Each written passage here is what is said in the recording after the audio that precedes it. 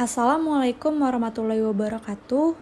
Pertama-tama, marilah kita panjatkan puja dan puji syukur kehadirat Allah Subhanahu wa Ta'ala atas nikmat dan karunia-Nya kepada kita semua.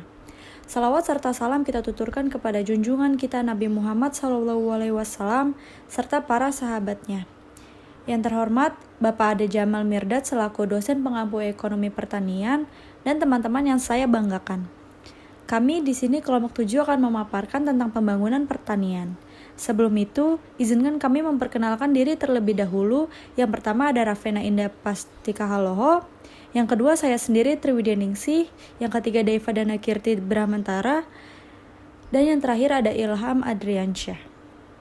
Berikut ini adalah materi-materi yang akan kami sampaikan. Yang pertama ada pembangunan pertanian. Yang kedua tujuan pembangunan pertanian. Yang ketiga usaha pokok pembangunan pertanian. Yang keempat syarat-syarat untuk pembangunan pertanian. Yang kelima sektor pertanian dalam pembangunan nasional. Yang keenam kebijakan pemerintah dalam pembangunan pertanian. Dan yang terakhir strategi pokok pembangunan pertanian. Baik, saya Triwidya Ningsih akan mencoba menjelaskan yang pertama. Sebelum lebih lanjut, saya akan menjelaskan tentang pengertian pembangunan.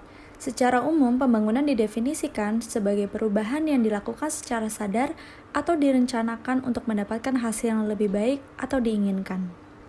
Nah, pembangunan pertanian itu sendiri didefinisikan sebagai suatu proses yang ditujukan untuk selalu menambah produksi pertanian untuk tiap-tiap konsumen, yang sekaligus mempertinggi pendapatan dan produktivitas usaha tiap-tiap petani dengan jalan menambah modal dan skill untuk memperbesar turut campur tangannya manusia di dalam perkembangan tumbuh-tumbuhan dan hewan. Nah, selanjutnya ada pendapat dari Samsul Bahari. Menurutnya adalah persoalan pangan tidak hanya terkait dengan konsumsi dan produksi, tetapi juga soal daya dukung sektor pertanian yang komprehensif. Lalu ada juga 4 aspek yang menjadi prasyarat melaksanakan pembangunan pertanian, yaitu yang pertama adalah akses terhadap kepemilikan tanah, yang kedua akses input dan proses produksi, dan yang ketiga adalah akses terhadap informasi dan pasar, yang terakhir akses terhadap kebebasan. Menurut garis-garis besar haluan negara dan pelaksanaan Pelita II, pembangunan pertanian mempunyai tujuan sebagai berikut. Yang pertama, meningkatkan produksi pangan menuju swasembada karbohidrat non-terigu, sekaligus meningkatkan gizi masyarakat melalui penyediaan protein, lemak, vitamin, dan mineral. Yang kedua, meningkatkan tingkat hidup petani melalui peningkatan penghasilan petani. Yang ketiga, memperluas lapangan kerja di sektor pertanian dalam rangka perataan pendapatan. Yang keempat, meningkatkan ekspor sekaligus mengurangi impor hasil pertanian. Dan yang terakhir, memanfaatkan dan memelihara kelestarian sumber daya alam, serta memelihara dan memperbaiki lingkungan hidup. Selanjutnya ada usaha pokok pembangunan pertanian. Usaha pokok pembangunan pertanian secara terus-menerus ditingkatkan melalui 4 kegiatan, yaitu intensifikasi, ekstensifikasi, diversifikasi, dan rehabilitasi. Yang pertama ada intensifikasi. Intensifikasi adalah upaya peningkatan produktivitas sumber daya alam seperti peningkatan penggunaan lahan kering, perairan, dan area pasang surut, serta pemanfaatan sarana produksi, pestisida, pupuk, air, dan lain-lain. Lalu yang kedua ada ekstensifikasi. Ekstensifikasi adalah usaha untuk memperluas sumber daya alam seperti memperluas area panen baik tanaman pangan atau tanaman perkebunan, perluasan area tangkapan ikan, perluasan penanaman rumput untuk pakan ternak, serta memperluas sumber daya lainnya. Lalu yang ketiga ada diversifikasi. Diversifikasi dilakukan sebagai upaya menciptakan keanekaragaman dalam melakukan usaha tani, baik secara vertikal, mulai kegiatan produksi hingga pemasaran, maupun horizontal, yakni merupakan penyeimbangan antara komoditi dan wilayah. Diversifikasi juga dapat diterapkan dalam pemilihan lokasi maju dan provinsi kurang maju. Lalu yang terakhir atau yang keempat ada rehabilitasi. Rehabilitasi dilakukan untuk memulihkan, untuk mengembalikan kemampuan daya produktivitas sumber daya pertanian yang rusak atau kritis, serta membahayakan kondisi lingkungan, serta memulihkan kemampuan produktivitas usaha tani di daerah rawan. Hal ini dilakukan untuk meningkatkan taraf hidup masyarakat. Selanjutnya itu ada syarat-syarat untuk pembangunan pertanian. Menurut Atemo Share, syarat-syarat umum pembangunan pertanian meliputi pasaran hasil produksi pertanian, teknologi baru, tersedianya bahan-bahan dan alat-alat produksi secara lokal, perangsang produksi bagi petani, dan pengangkutan. Salah satu tujuan dari pembangunan pertanian adalah meningkatkan produksi pertanian. Untuk itu, dibutuhkan pasaran dengan harga yang cukup tinggi untuk memasarkan hasil produksi tersebut guna mengembalikan biaya yang telah dikeluarkan petani dalam menjalankan usaha taninya serta meningkatkan pendapatan petani. Pembangunan pertanian akan berhenti tanpa diikuti dengan perkembangan ilmu dan teknologi baru seperti penelitian, balai-balai percobaan pemerintah, masalah-masalah yang seharusnya dipelajari, program penelitian, dan pelatihan. Revolusi pertanian didorong dengan adanya perkembangan ilmu dan teknologi baru yang dapat mendukung kegiatan pertanian agar dapat meningkatkan produksi pertanian. Dalam menerapkan ilmu dan teknologi baru di bidang pertanian, perlu adanya alat-alat dan bahan-bahan untuk mendukung penerapan ilmu dan teknologi baru tersebut. Alat dan bahan-bahan yang digunakan harus dapat memberikan hasil produksi pertanian yang lebih tinggi dan mudah didapatkan oleh petani. Selain teknologi baru dan bahan atau alat pertanian, petani juga membutuhkan perangsang agar lebih semangat dalam menjalankan usaha taninya, seperti kebijaksanaan harga, pembagian hasil, tersedianya barang-barang dan jasa-jasa yang diinginkan keluarga petani, pendidikan atau penyuluhan pertanian, dan penghargaan masyarakat khususnya petani terhadap prestasi. Di dalam pembangunan pertanian, perlu adanya sarana pengangkutan yang murah dan efisien agar produksi pertanian dapat tersebar luas secara efektif. Selanjutnya, ada peranan sektor pertanian dalam pembangunan nasional. Kontribusi PDB pertanian menduduki urutan kedua setelah sektor industri manufaktur. Di samping kontribusi langsung terhadap PDB yang cukup signifikan, sektor pertanian juga telah menunjukkan ketangguhan dalam menjaga stabilitas ekonomi pada masa krisis perekonomian nasional. Ketangguhan sektor ini ditunjukkan oleh kemampuannya untuk tetap tumbuh secara positif pada masa 1998, sementara perekonomian nasional secara agregat mengalami kontraksi yang sangat hebat, yaitu sebesar 13,7%. Dalam penyerapan tenaga kerja, sektor pertanian berikut sistem agribisnisnya sangat dominan perannya dalam penyerapan tenaga kerja, yang mampu menyerap 45% dari total penyerapan tenaga kerja nasional, atau menempati urutan pertama dalam penyerapan tenaga kerja.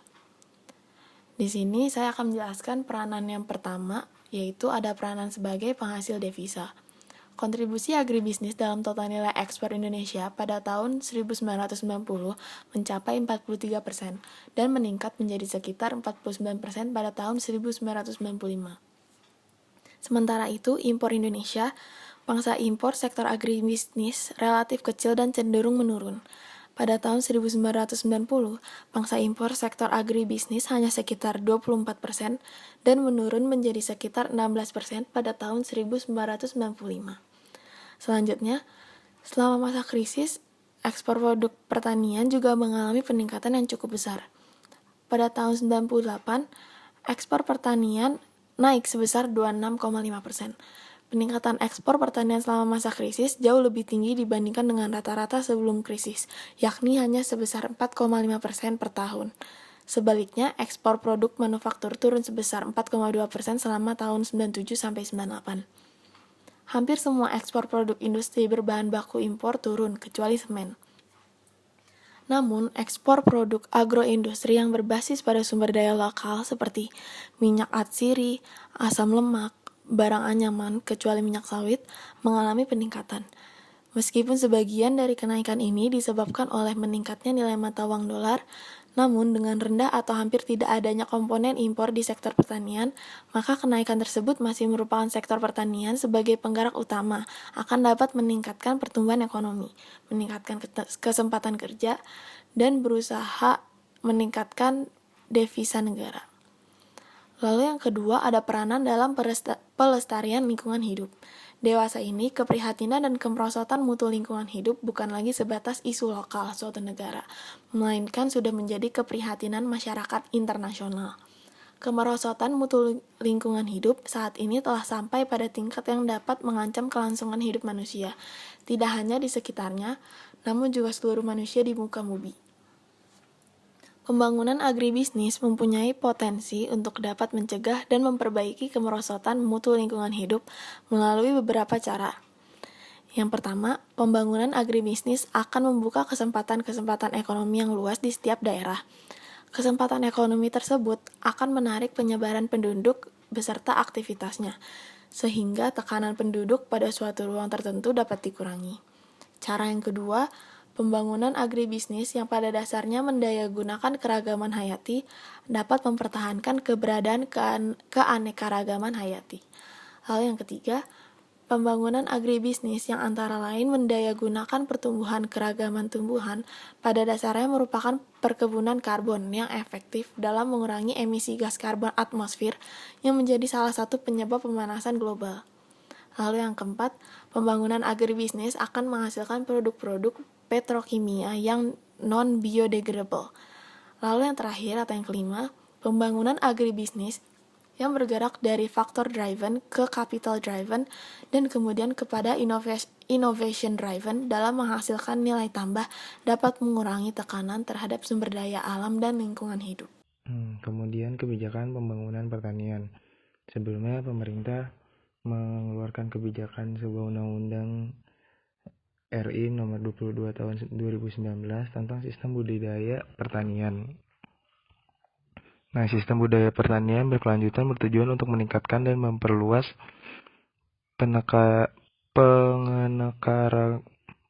penganekaragaman hasil pertanian guna memenuhi kebutuhan pangan, sandang, papan, kesehatan, industri dalam negeri, dan membesar ekspor, peningkatan pendapatan dan taraf hidup petani, serta mendorong perluasan pemerataan kesempatan berusaha dan kesempatan kerja.